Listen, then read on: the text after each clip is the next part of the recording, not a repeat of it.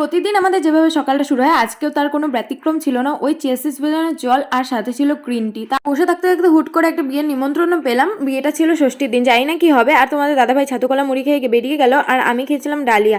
আর এখানে দেখো তোমাদের দাদাভাই রান্না করেছিল আর আমার শাশুমাও রান্না করেছিল, আর টেস্ট করার দায়িত্ব আমার ছিল। কাঁঠাল করেছিল আর করেছিল চিকেন রাড়া। চিকেনের আইটেমের নামটা যতটা অদ্ভুত, খেতে কিন্তু ততটাই টেস্ট। তো সন্ধ্যাবেলা আমি একটু বসেছিলাম, ভাবলাম চলো একটু চা করে খাওয়া যাক। তো নিজের জন্য একটু গ্রিন টি বানিয়ে নিলাম আর বসে থাকতে থাকতে ভাবলাম চলো একটু হাতের কাজ করা যাক। অনেকদিন থেকে হাতের কাজ করি না। তো হাতের কাজটা কি করেছে অবশ্যই দেখতে হলে নেক্সট ব্লগে চোখ রাখতেই হবে। আর আমি কিন্তু রাতের খাবার বানানোর জন্য চলে এসেছি। আর রাতে যেন বেশি কিছু বানানো ছিল না আজকে। আজ করে যে কাঁঠালের আইটেমটা আর চিকেনের আইটেমটা করা হয়েছিল দুটোই রয়ে গেছে। এর জন্য আজকে শুধু পরোটা বানাবো। বাড়ির সবাই আজকে পরোটা দিয়ে ওগুলোই খাবে। আর বাইরে হচ্ছিল প্রচণ্ড বৃষ্টি, আর সাথে কিন্তু আমি পরোটা ভাজছিলাম। গরম গরম পরোটার সাথে এগুলো খেতে কিন্তু বেশ ভালো লাগে। আর আমাদের বাড়ির সবাই মোটামুটি পরোটা ভালোবাসে, মানে আমার বর বাদ দিয়ে। তো আজকে খাবে ও। আর বাইরে দেখো কি হারে বৃষ্টি হচ্ছিল, খুব ভালো